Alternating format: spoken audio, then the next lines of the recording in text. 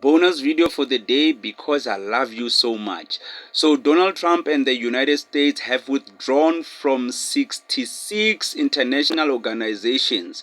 That's 35 non-UN organizations and 31 UN organizations, which is kind of odd, but you'd understand that United States right now, they're going through a heavy transition, and I think this is a signal for war, because if they're withdrawing from those, it means they are thinking that some of these organizations from some of these countries, they'll have a conflict of interest, because once the United States goes to war, it's blitzkrieg. They'll be going through everything, going through everyone. They won't care who you are.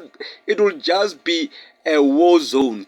So I'm thinking that's the reason that Fikile Mbalula said this man has lost his mind, because recently Fikile Mbalula said Trump is losing it because he's saying that South Africans, we are unaliving Europeans, which is not true, of course.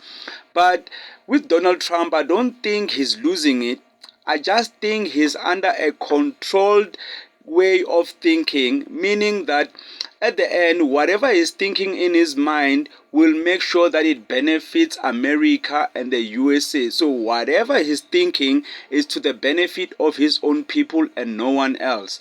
So you can't really say that person is what Fikile Mbalula said. I don't want to say it in straight ways, yeah, man, I cannot really offend anyone on these platforms. I didn't even use Fikile Mbalula's direct quote. If you want to see the direct quote, you can Google what he actually said. These are the 35 non-UN organizations. There's 24/7 carbon-free energy compact, and so that many organizations here have to do with renewable energy, global emissions and all of that.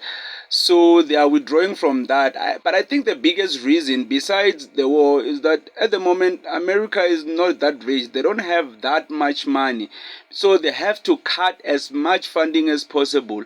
As you know, in Africa they withdrew. What's that thing? I forgot. AGOA, yes.